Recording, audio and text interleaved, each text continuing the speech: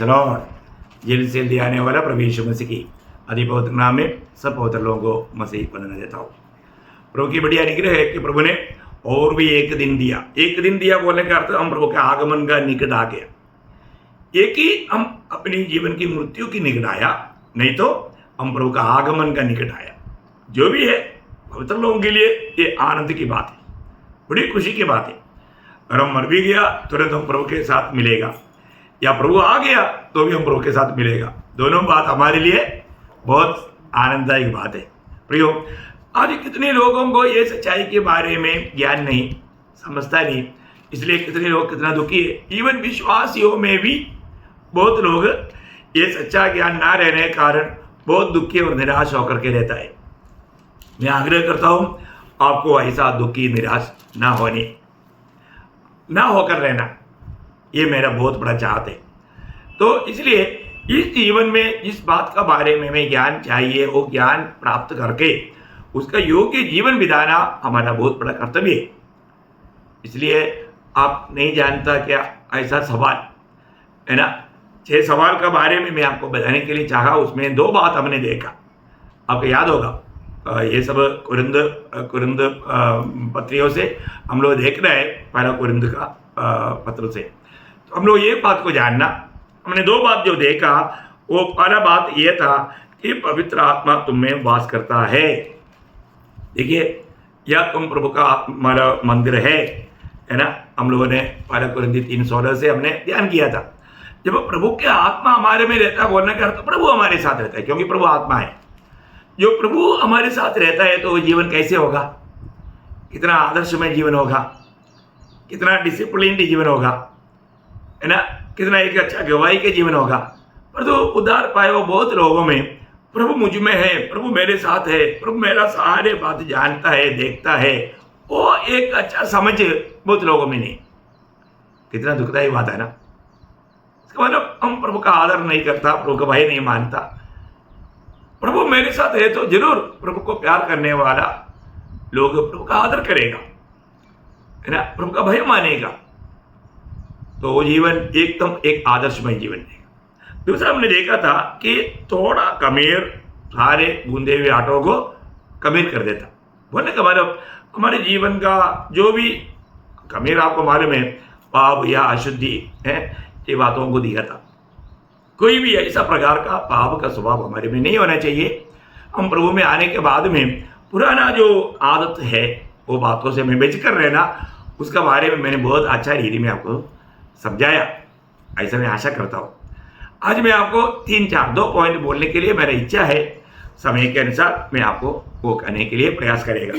उसमें तीसरा बात है, मतलब पहला कुरिन्थी 6 अध्याय उसका दूसरा वचन और तीसरा वचन, उसका दोनों का पहला भाग पढ़ेंगे। ज़्यादा विस्तार से बोलने के लिए समय ना होने के कारण पहला कुरिन्थी 6 अध्याय का पहले दूसरा वचन का पहला भाग। क्या तुम नहीं जानते कि पवित्र लोग जगत का न्याय करेंगे? ओके, अभी उसका तीसरा वचन का पहला भाग।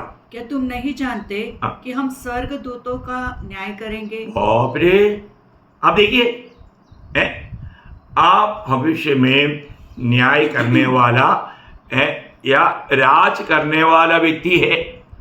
आपको यह समझ है? देखो, मंडली जीवन में आया बोल करके सबको यह पद भी नहीं मिलेगा है। विजय लोगों को हम ये जो भी बात करता है ना, विजय लोगों के प्रति कह रहा है, आप एक विजयी जीवन बिताने वाला होना चाहिए प्रभु में आने के बाद। मनमानी में जी करके धोखा नहीं करना। जो जानकारी अभी यहाँ पर लेना है लेना। आपको मालूम है, हमारा प्रभु यीशु मसीह जब ये दुनिया में 1000 साल राज करेगा, उस समय में वो राज में हम भी प्रभु के साथ राज करेगा। ये प्रभु ने वायदा दिया है ना। पिछले दिन में मैं शायद हिंदी में तो बताया, लेकिन मलयालम और दूसरा भाषा वालों को ये बात को नहीं मिला। तो भी मैं आपको शॉर्ट में इस संदर्भ में ये बताना चाहूँगा, 1000 साल का राज में मतलब पूरा दुनिया को प्रभु यीशु मसीह राज करेगा। मतलब मैं पूरा रेफरेंस अभी नहीं पढ़ाऊँगा, रेफरेंस बताऊँगा। जिसको चाहिए वो, जिसने सुना नहीं वो लिख सकता है। यीशु मसीह राजाओं का राजा, प्रभुओं का प्रभु होकर के सारा दुनिया में राज करेगा। ये बात जकरिया 14 अध्याय का 9 वचन में और प्रकाशित वाक्य 19 का 16 और 20 अध्याय का 6 प्रकाशित वाक्य 19 का 16 और प्रकाशित वाक्य 20 का 6 ये वचनों में लिखा है। अभी और भी वचन है लेकिन इतना वचन काफी है। देखिए, सारा दुनिया पर राज करने वाला यीशु मसीह रहेगा, सारी दुनिया पर। हाँ, और इसराइल है खास बात। इसराइल को कौन राज करेगा? इसराइल को दावीद राज करेगा, है दावीद राज करेगा। एहेजकेल 37 का 24-25 दावीद राज करेगा। फिर इसराइल का 12 गोत्रों को प्रभु यीशु मसीह का 12 चेला लोग राज करेगा करके यीशु मसीह ने चेलों को वायदा दिया। आपको याद होगा, है ना? मत्ती उसका 19 अध्याय का 28 वचन में, मत्ती 19 अध्याय का 28 वचन में। और विजयी लोग, मैं इसलिए आपको बताया, मंडली में जो विजयी लोग हैं वो लोग उस समय में जातियों के ऊपर, शहरों के ऊपर राज करेगा, है ना? प्रकाशित वाक्य 2 अध्याय उसका 26-27 और लूका उसका 19 अध्याय का 17 से 19 वचन। देखिए, ये वचनों को आप जरूर, जिसको इससे पहले जो क्लास नहीं मिला, पढ़कर जरूर देखना। इसका मतलब सारा दुनिया को यीशु मसीह राज करेगा, इसराइल को दावीद राज करेगा, इसराइल के 12 गोत्रों को 12 चेले लोग राज करेगा, और दुनिया भर के सारे जाति की शहरों पर विश्वासी जो विजयी लोग हैं राज करेगा। देखिए, कितना अद्भुत बात है ना, कितना भयंकर बात है। तो इस प्रकार राज करके उस समय में उनको न्याय करने का अधिकार प्रभु ने हमें दिया। जो प्रभु के साथ कष्ट सहेगा वही राज करेगा। आज इस जीवन में प्रभु में आने के बाद 2 तिमोथी 2 अध्याय का 11-12 वचन आपको मालूम, मैं एक रेफरेंस बताऊंगा पढ़ाई के लिए, टाइम बचाने के लिए। तो इस जीवन में मसीह में विश्वासियों के जीवन बिताने वालों को कष्ट है। हमें बहुत से कष्ट उड़ा करके परमेश्वर के राज्य में प्रवेश करना करके प्रेरित लोग 14 का 22 में प्रेरित ने कहा, हमें ये बात को जानना, ये लोग दुनिया में, परंतु बहुत विश्वासी लोग कोई जो भी तकलीफ प्रभु के लिए, दुनिया के लिए, दुनिया की बातों के लिए, दुनिया के फायदा के लिए लोग कितना भी जान देने के लिए तैयार है, परंतु प्रभु के खातिर थोड़ा भी कष्ट सहने के लिए बहुत लोग तैयार नहीं होता। ये दुखदायक बात है। और दूसरा, हमने वो वचन में क्या बोला, तीसरा वचन में हमारा 12 कुरिन्थी 6:3 में, हम दूधों का न्याय करेगा। है कौन सा दूध? गब्रियल का, मिकाएल का? नहीं, उनका बात नहीं। फिर जो शैतान के साथ गिरे हुए स्वर्गदूत, नहीं, उनका भी नहीं। फिर ये कौन है? कौन सा दूधों के ऊपर हम राज करेगा ना? ये भी जानकारी थोड़ा अच्छा है, बहुत लोगों को मालूम है, बहुत लोगों को मालूम नहीं। तो जब उत्पत्ति की किताब उसका 6 अध्याय उसका 1-2 वचन जब आप पढ़ेगा, वहां पर कुछ बात हम देखता है। फिर जब मनुष्य भूमि के ऊपर बहुत बढ़ने लगे और उनकी बेटियां और उत्पन्न हुई, तब परमेश्वर के पुत्रों ने मनुष्य की पुत्री को देखा कि वे सुंदर है, और उन्होंने जिसको चाहा उसे विवाह कर लिया। देखिए, यहाँ पर अब ये बात को समझना बहुत, प्रभु का आत्मा का सहायता बिना आत्मिक बातों को समझ नहीं सकता। अभी आप देखिए, यहाँ पर मतलब मनुष्य का पुत्री बहुत सुंदर है करके परमेश्वर का पुत्रों ने देखा। यहां पर कौन है परमेश्वर का पुत्र? है ना? बहुत ध्यान से समझना, कौन है? वापस एक बार पढ़ना हो वचन। फिर जब मनुष्य भूमि के ऊपर बहुत बढ़ने लगे और उनके बेटियां उत्पन्न हुई, तब परमेश्वर के पुत्रों ने मनुष्य की पुत्रियों को देखा। परमेश्वर का पुत्र और मनुष्य का पुत्र। अभी कई लोग बोलते हैं परमेश्वर का पुत्र करके कहा हुआ बात सेत का संतान है करके। नहीं, सेत का संतान परमेश्वर का पुत्र है करके नहीं बताया। वीडियो में आया वो बात अलग है, लेकिन परमेश्वर का पुत्र करके कहा हुआ बात स्वर्गदूतों को है। उसके लिए बहुत वचन है, मैं एक वचन आपको बताता हूं। इय्योब का किताब उसका 38 अध्याय का 6 वचन पढ़ना। इय्योब 38 का 6। उनकी नींव कौन सी वस्तु पर रखी गई, या किसने उसके कोने का पत्थर बिठाया? आगे। और परमेश्वर के सब पुत्र जय जयकार करते थे। परमेश्वर के सब पुत्र जय जयकार किया। साथ में, हिंदी में साथ है, सॉरी। तो हमें ये बात को जानना, परमेश्वर के सारे पुत्र, अब देखिए सृष्टि की बात बोल रहे हैं। आपको मालूम है ये जब दुनिया को मतलब दोबारा सुंदर रीति में जब बनाया, उस समय में मतलब परमेश्वर का पुत्र लोग बड़े जय जयकार किया। आप देखो दुनिया रहने के लिए बनाया है, हमें बात को जानना, उससे पहले दूधों को बनाया, वो दूधों को परमेश्वर का पुत्र कहा गया। आप देखिए, और तो दुनिया में रहने वाले लोगों के कारण ये दुनिया को प्रभु ने एक बार पानी से ढक दिया था, फिर मनुष्य को बनाने के बाद मनुष्य के पाप के कारण वापस एक बार पानी में ढका। अभी 2 बार दुनिया का पानी का बपतिस्मा हो चुका। अभी प्रभु बोला अभी मैं पानी का नहीं करूँगा, अभी मैं आग से करूँगा।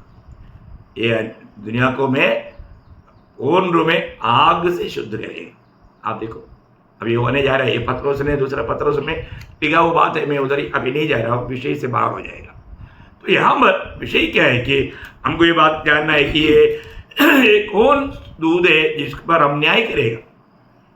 वो जो दूधों ने या परमेश्वर का पुत्र जो कहा गया, उन्होंने मनुष्य पुत्रियों के साथ ब्याह किया। आपको मालूम है दूधों को ब्याह मना है, पर उन्होंने ब्याह किया। जब वो मनुष्य में होकर किया तो वो दूधों को उन्हें क्या किया, दूसरा पत्रोस उसका दूसरा अध्याय उसका 4 वचन पढ़ना, 2 पीटर 2:4। क्योंकि जब परमेश्वर ने उन स्वर्गदूतों को जिन्होंने पाप किया नहीं छोड़ा पर नरक में भेजकर अंधेरे कुंडों में डाल दिया, देखो अंधेरा कुंडों में डाल दिया ताकि न्याय के दिन तक बंधी रहे। न्याय के दिन, देखा वो लोगों के न्याय के बारे में बताया हुआ बात है, उन लोगों को पवित्र लोग न्याय करेगा। आप देखो ना, ये बात मतलब यूदा का पत्री में भी लिखा है। यूदा का पत्री में उसका 6 वचन आप देखिए, यूदा 6 वचन। फिर जिन स्वर्गदूतों ने अपने पद को स्थिर न रखा वरन अपने निवास को छोड़ दिया, उनको भी उस भीषण दिन के न्याय के लिए अंधकार में जो सदा काल के लिए है बंधों में रखा है। देखा, इसका मतलब ये दूधों को मतलब बांध करके रखा हुआ है। आप देखिए बहुत सरल बात है। ऐसे बातों पर भी बड़े बड़े वेद ज्ञानियों के हमारे बीच में तर्क वितर्क है, अपने को उसका जरूरत नहीं। मैंने जो प्रभु का वचन से जाना वो बात मैं आपको बता रहा हूँ, ये बहुत बड़ी बात है और ये सही बात है। तो इसलिए हमें ये बात को जानना है कि मतलब हम लोगों को उस दिन न्याय करने का भी अधिकार मिलेगा। न्याय के बाद मैंने आपको बताया है ना। तो इसलिए इस जीवन में ये जानकारी रहेगा तभी तो अपन विजयी जीवन बिताएगा। बहुत लोगों को ये जानकारी नहीं, इसलिए थोड़ा लापरवाही का जीवन बिताता, वो लोग विजयी नहीं बनेगा और ये अधिकार भी नहीं पाएगा। आप देखो प्रियो, हमको उस अवस्था में आना चाहिए करके प्रभु चाहता है, इसलिए प्रभु हमें उसका ज्ञान दे रहा है। ओके, तो अभी आपको जानना है कि पवित्र लोग दुनिया में न्याय करने वाला बनेगा, स्वर्गदूतों का भी न्याय करेगा। जानकारी मिल गया, कौन करेगा? विजयी लोग, है ना, विजयी जीवन बिताना। अभी 4वां बात हमारे जानकारी क्या चाहिए, जब 1 कुरिन्थी 6 अध्याय उसका 9-10 बजे पढ़ना। 1 कुरिन्थी 6 का 9-10। क्या तुम नहीं जानते कि अन्यायी लोग परमेश्वर के राज्य के वारिस न होंगे? देखा, ये जानना है, अन्यायी लोग परमेश्वर का राज्य का वारिस नहीं होगा, मतलब प्रभु के राज्य में प्रवेश नहीं करेगा।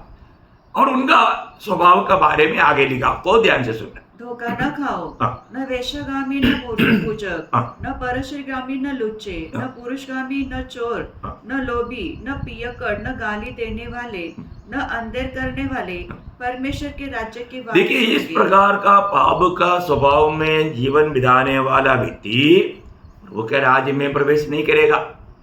आज आपको मालूम है, आज एक सच्चा पवित्र जीवन बिताने वाले लोगों को दुनिया नफरत करता। आज दुनिया को कौन चाहिए? ऐसा पाप में जीवन बिताने वाले चाहिए। ये बात सच्चा है ना, है ना। जब दुनिया का रीति में चाकू लेकर गुंडा बन करके जीवन बिताता, सबको बहुत प्यार है, सब लोग चाहता है अपने को। और जब हम बाइबल लेकर के सुसमाचार सुनाने के लिए जाता है, नहीं, हमको नहीं चाहिए, हमको जरूरत नहीं। देखो क्या दुनिया है ना, इसलिए है ना ऐसा लोगों का बारे में देखो, ये सब प्रभु का ज्ञान से प्रभु ने किया वो बात है प्रियो, अनुग्रह से हमारा उद्धार हुआ, हमारा कोई हमारा श्रेष्ठत्व नहीं। इसलिए हमें बहुत प्रभु से आभारी होना, बहुत आभारी दिल होना, क्योंकि जब रोमियो का पत्र ही पहला अध्याय उसका 28 से 32 तक का वचनों में, रोमियो उसका पहला अध्याय 28 से 32 तक का वचनों में जब हम पढ़ता है, जब उन्होंने परमेश्वर को पहचानना न चाहा तो परमेश्वर ने भी उन्हें उनके निकम्मे मन पर छोड़ दिया कि वे अनुचित काम करें।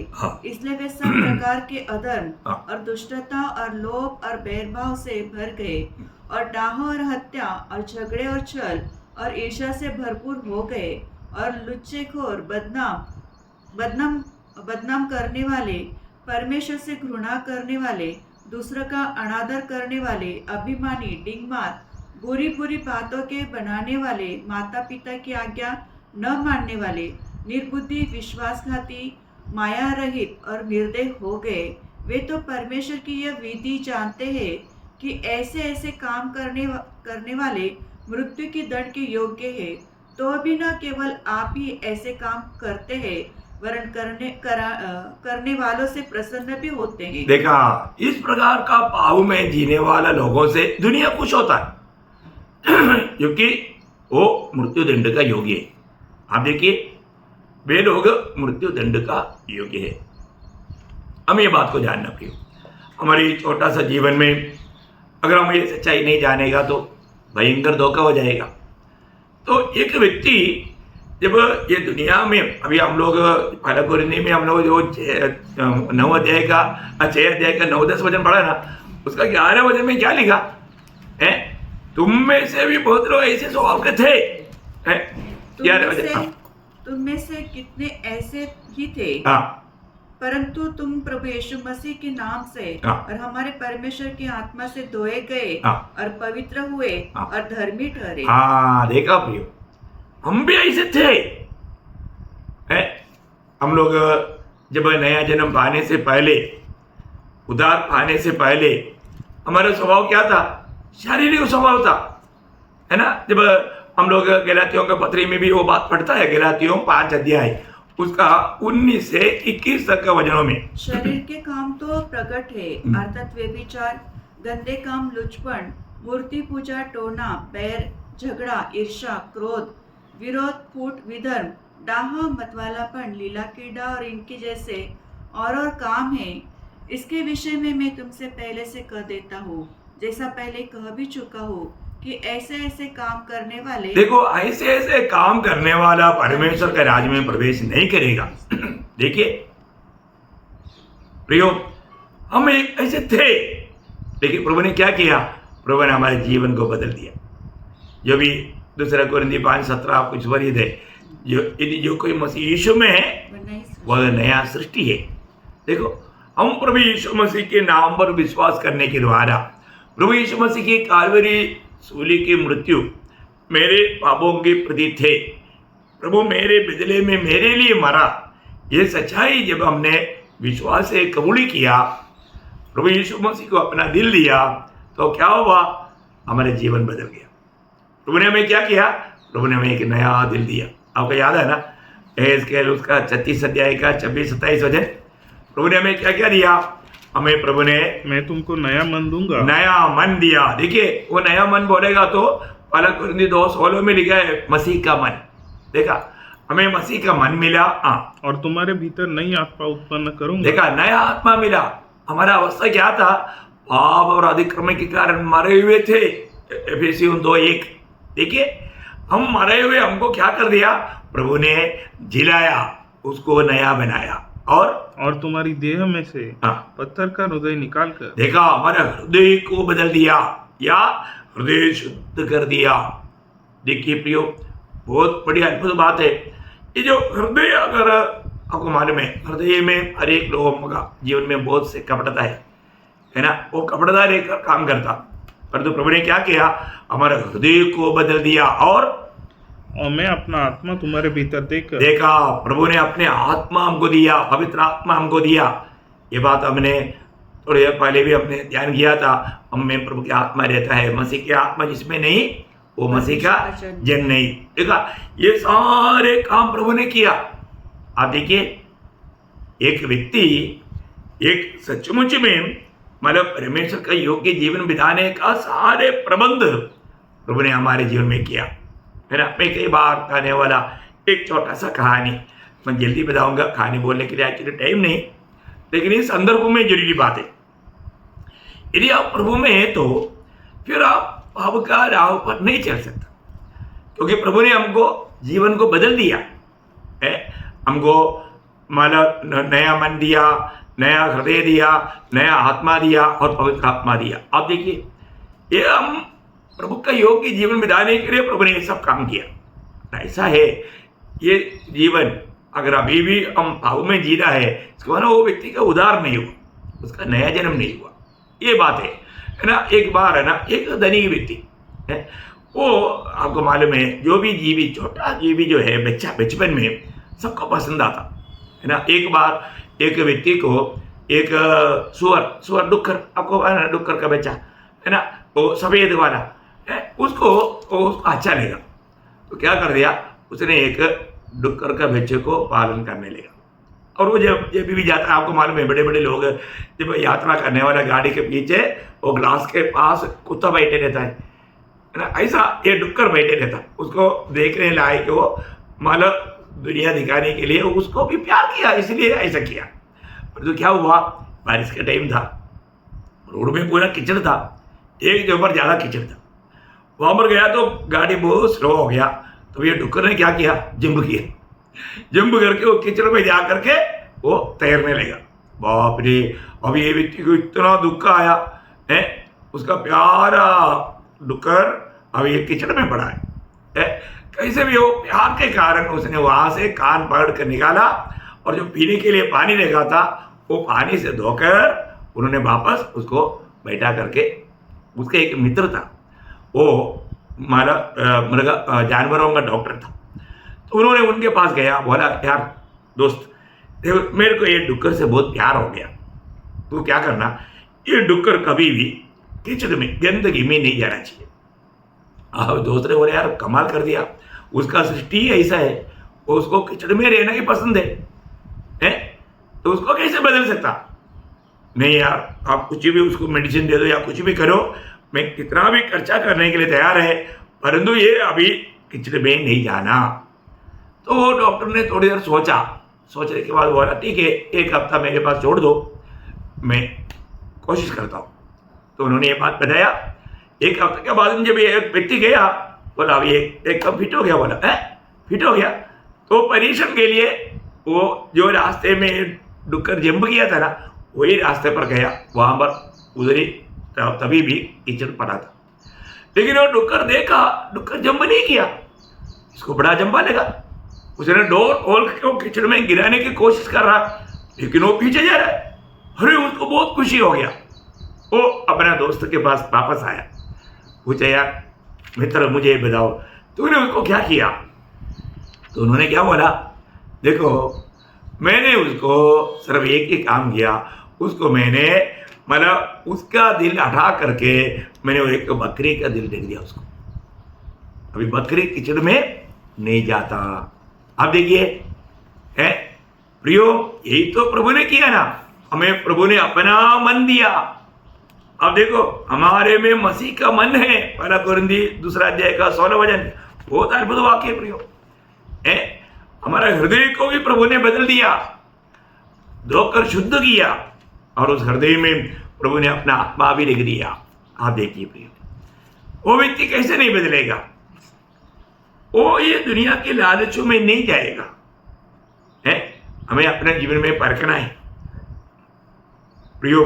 प्रभु में आने के बाद में भी अगर हम जब एफेसियों का पत्री 5 अध्याय 5 वचन, एफेसियों 5 अध्याय 5 वचन, लॉर्ड जीसस, क्योंकि तुम ये जानते हो कि किसी व्यभिचारी या अशुद्ध जन या लोभी मनुष्य की जो मूर्ति पूजक के बराबर है, मसीह और परमेश्वर के राज्य के मिरास नहीं। देखा प्रियो, हमको ये बात को जानना है कि ऐसा पाप स्वभाव में जीवन बिताने वाले लोग प्रभु का साथ का बारिश नहीं होगा।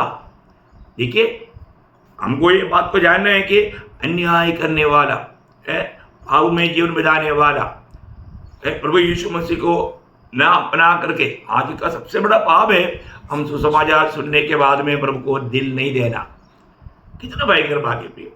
हमें अपने आप को जांचना है, अपने आप को परखना है ना। आज में काम रहे, आज में प्रभु के राज्य में एक ही नहीं। आपको याद है ना, जब निकोदेमुस को कहने के टाइम पर यूहन्ना 3:5 में प्रभु ने कहा था, है ना, अगर तुम जल और आत्मा के द्वारा नया जन्म नहीं पाओगे तो परमेश्वर के राज्य में प्रवेश नहीं करेगा।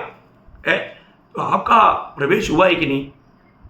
आप परखो, है, प्रभु के राज्य में प्रवेश हुआ है कि नहीं? प्रियो, इस दुनिया की जीवन की यात्रा में मैं प्रभु के राज्य में हूं करके अनुभव चाहिए हमको। परमेश्वर के राज्य में प्रवेश किया तो उनका अनुभव क्या रहेगा, है ना। रोमियो 14 अध्याय का 17 वचन आपको याद है ना, वो अनुभव आज आपका है क्या? रोमियो 14 अध्याय का 17 वचन। क्योंकि परमेश्वर का राज्य खाना पीना नहीं, परंतु धर्म और मेल मिलाप और वो आनंद है जो पवित्र आत्मा से होता है। कितना अनमोल बात है प्रियो। परमेश्वर का राज्य क्या है? परमेश्वर का राज्य धर्म, या हम धर्मी बना ना। रोमियो 5:1 में लिखा है ना, रोमियो 5:1 में क्या लिखा? अतः जब हम विश्वास से धर्मी ठहरे, यीशु मसीह पर जो विश्वास किया वो धर्मी ठहरा। देखा, वो धर्मी हो गया। और प्रभु का शांति, जब यूहन्ना 14:27 में प्रभु ने अपने चेलों को दिया वायदा है, मेरा शांति में तुम्हें दिए जाता हूँ। प्रभु में आने के बाद पहले बात वो धर्मी बन जाता, दूसरा प्रभु का शांति हमेशा, मतलब वो शांति उसमें रहने के कारण कोई भी प्रतिकूल में वो डगमगाता नहीं, क्योंकि प्रभु का दिया हुआ शांति और पवित्र आत्मा में आनंद। आप देखिए, हमेशा वो आनंद रहेगा हर अवस्था में, हर कष्ट में, दुख में, मुसीबत में, प्रतिकूल में, निंदा में, बदनामी में हमेशा आनंद रहेगा। ये है परमेश्वर का राज्य में रहने वाले लोगों का एक अनुभव। देखिए, स्वर्ग में कोई कुड़ुकटाहट नहीं है, कोई नफरत नहीं, वहां का एक छाया है परमेश्वर का राज्य का अनुभव या मंडली जीवन। बहुत धन्यवाद है ना प्रियो। है, ऐसा नहीं है अगर आपने ये बात का सच्चा जानना नहीं रखा और आप कैसे भी जीवन बिताया, है ना। आज बहुत लोग सुसमाचार का गवाही नहीं बनता, क्योंकि वो डरता है, दुनिया से डरता है। इसका मतलब वो प्रभु की आत्मा नहीं पाया, उसका अंदर डर की आत्मा है, वो धोखा है। देखो, आखिरी चेतावनी देने के टाइम पर प्रकाशित वाक्य में उसका 21 अध्याय है, उसका 8 वचन में हम क्लियर देखते हैं। देखो, ये बात बहुत सत्य चेतावनी है, अगर आप धोखा मत खाना, क्योंकि आप प्रभु में है कहता है और आप सुसमाचार का गवाह ना बनता और अपनी फायदा के लिए झूठ बोल के जीवन मिलाता। नो नो नो प्रियो, ये आपको शैतान फंसा रहा है। शायद आप डुबकी लिया होगा, प्रवेश भी कहा होगा, संगति में भी जाता होगा, पर तो आप अभी भी प्रभु का गवाही नहीं देता, लोगों को सुसमाचार नहीं सुनाता और आपका फायदा के लिए आप इतना भी झूठ बोलने के लिए आपको कोई लज्जा नहीं। अब देखिए ये वचन, मैंने प्रकाशित वाक्य 21 अध्याय उसका 8 वचन। परंतु डरपोकों और अविश्वासियों और घिनौनों और हत्यारों और व्यभिचारियों और टोनों और मूर्ति पूजकों और सब झूठों का भाग उस झील में मिलेगा जो आग और गंधक से जलती रहती है। ये दूसरी मृत्यु है। कितना डेंजर बात है, इसका एक्चुअली बहुत बड़ा लंबा विवरण देना चाहिए। मैं आपको मतलब समय को देख करके ये नहीं चाहता, लेकिन एक बात मैं आपको बताना चाहता हूँ। अगर आप एक विश्वासी है तो प्रियो, इन सारे बातों से दूर रहना। हम प्रभु की आत्मा पाया है तो क्यों पाया? गवाही देने के लिए। प्रेरितों का 12 अध्याय का 8 वचन में क्या बोला? जब आत्मा तुम आएगा तो हम सामर्थ पाओगे, तब तुम यरूशलेम में, यहूदिया में, शमरिया में, जगत का छोर तक मेरा गवाह बनेगा। प्रभु का गवाह बनने के लिए प्रभु ने हमें आत्मा दिया। प्रभु की आत्मा पाया हुआ लोग गवाह नहीं बनता, इसका मतलब आत्मा नहीं पाया। सबूत ये, इसमें कोई संदेह नहीं भी। आप निर्लज्जित होकर के प्रभु का गवाह बनते हैं क्या? है, और वो झूठ का पिता शैतान है। वो झूठ क्यों बोलेगा? ये दुनिया की फायदा के लिए। झूठों का भाग भी आगे प्रियो, अनंत काल का आग। इसलिए प्रभु में आया बोलना काफी नहीं प्रियो, हर एक बातों में हमें फरकना है।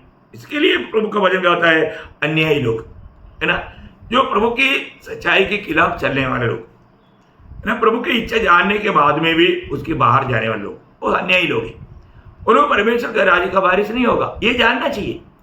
ये जान करके, प्रभु का भय मान करके, प्रभु को सम्मान करके जीवन बिताना हर एक उदार पाए लोगों का कर्तव्य है।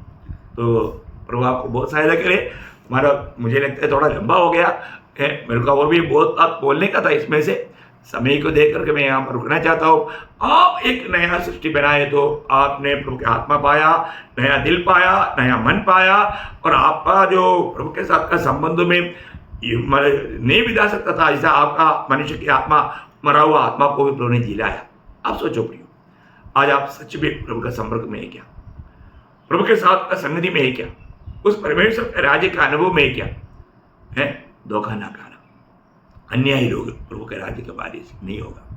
तो दो बात हमने आज देखा, एक पवित्र लोग दुनिया का न्याय करेगा, दूतों का न्याय करेगा, और दूसरा बात अन्याय करने वाला परमेश्वर के राज्य प्रवेश नहीं करेगा। आखिर और दो बात है, मैं प्रभु का आगमन देरी हुआ, कल आपको बताएंगे। प्रभु सबको बहुत आशीष दे, प्रभु को महिमा मिले, आमीन।